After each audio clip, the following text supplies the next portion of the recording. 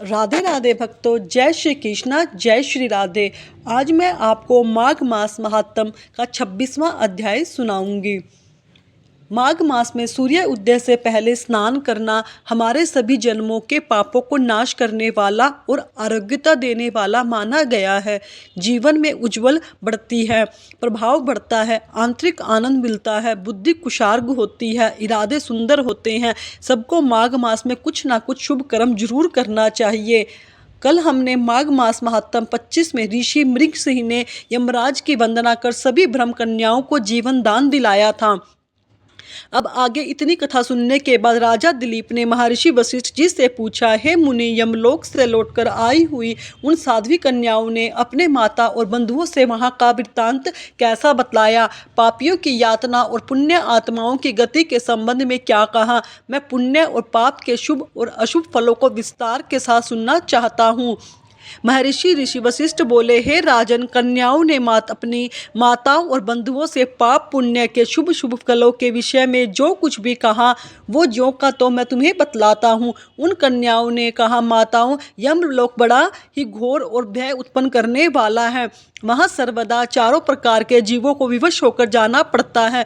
गर्भ में रहने वाले अथवा अन्य जन्म लेने वाले शिशु, तरुण, अधेड़, स्त्री, पुरुष, नपुंसक आदि सभी प्रकार के जीवों को वहाँ जाना होता है। वहाँ चित्रगुप्त और आदि समदर्शी और मध्यस्थ सतपुरुष मिलकर ही देहधारियों के शुभ और अशुभ कर्मों का विचार करते हैं।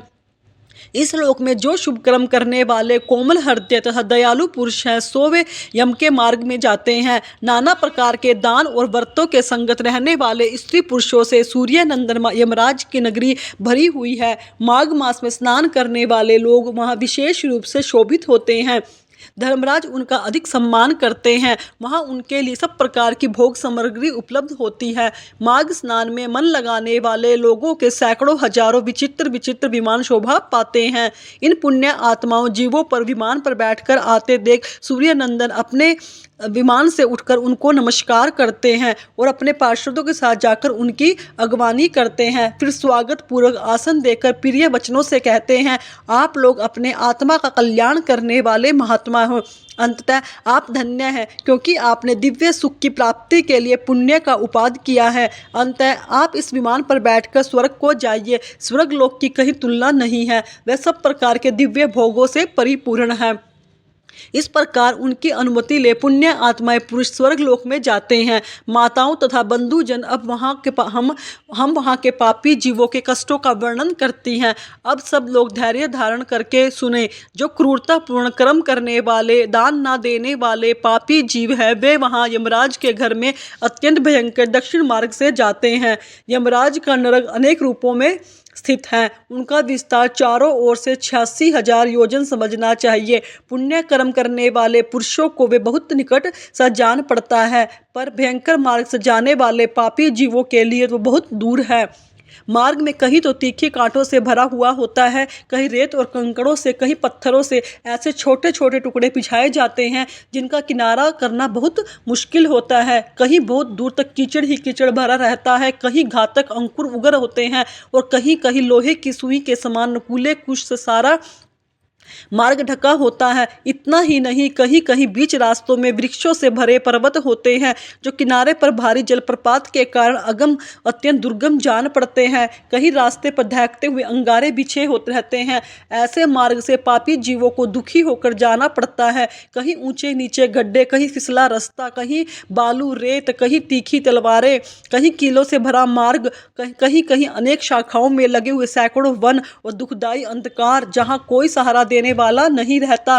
कहीं तपे हुए लोहे के कांटेदार वृक्ष, कहीं दवन आला, कहीं तपी हुई शीला, कहीं हिममार्ग वहां रुका हो, कहीं ऐसे बालू भरी रेत रहती है जिसमें चलने वाला गले तक धंस जाता है। कहीं मार्ग गर्म जल और कहीं कंडों की आग, कहीं धूल मिली हुई प्रचंड वायु का भभक्का, बड़े बड़े पत्थरों की वर्षा। उन सब की पीड़ा को सहते हुए पापी जो यमलोक में जाते हैं। कहीं तीखे अस्त्रों शस्त्रों की वर्षा, जिनके सारे शरीर में घाव हो जाते हैं, कहीं बहुत ज़्यादा ठंड और कहीं बहुत ज़्यादा गर्मी, कहीं खुश्क हवा कहीं शुष्क हवा, वह सब बहुत सहते हुए पापी जीव सूखते रोते चिल्लाते इस प्रकार मार्ग में बड़ा ही भयंकर दुख भोग कर जाते हैं। वहाँ ना कोई सहारा देने वाला होता है, निर्जन अंधकार से भरा हुआ भयंकर कष्ट देने वाला मार्ग होता है।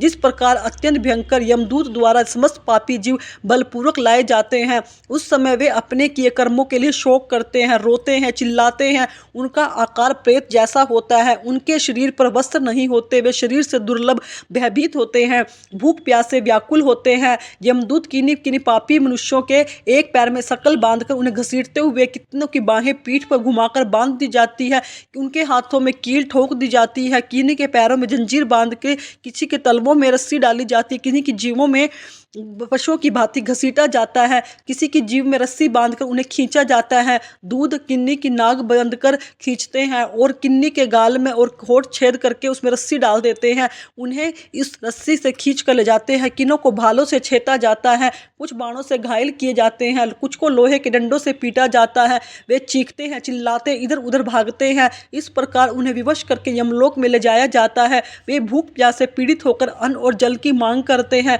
धूप से बचने के लिए छाया की प्रार्थना करते हैं और शीत से दुखी होकर तारने के लिए अग्नि मांगते हैं। इस प्रकार अत्यंत दुख मार्ग से चलकर जब वे प्रेत लोक में पहुंचते हैं, तब दूत उन्हें यमराज के आगे उपस्थित करते हैं। उस समय वे पापी जीव यमराज को भयानक रूप में देखते हैं।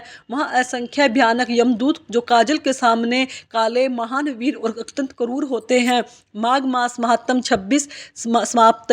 कल माघ मास महात्म के अध्याय 27 में कन्याओं द्वारा बताई गई यमलोक की आगे की कथा सुनेंगे।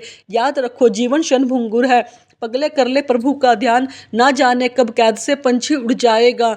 बस अपने मन में हमेशा यही ध्यान रखें, प्रभु का सुमरण करते रहें। हरे कृष्ण कृष्ण कृष्ण हरे हरे, हरे राम राम राम हरे हरे। हमें हमेशा इसी महामंत्र का जाप करते रहना चाहिए, जिससे हमें पापों से मुक्ति मिल सकती है। भक्तों, अगर आपको मेरी वीडियो अच्छी लगी तो मेरे चैनल को सब्सक्राइब करें, वीडियो को लाइक करें, कमेंट में राधे राधे अवश्य लिखें। धन्यवाद भक्तों।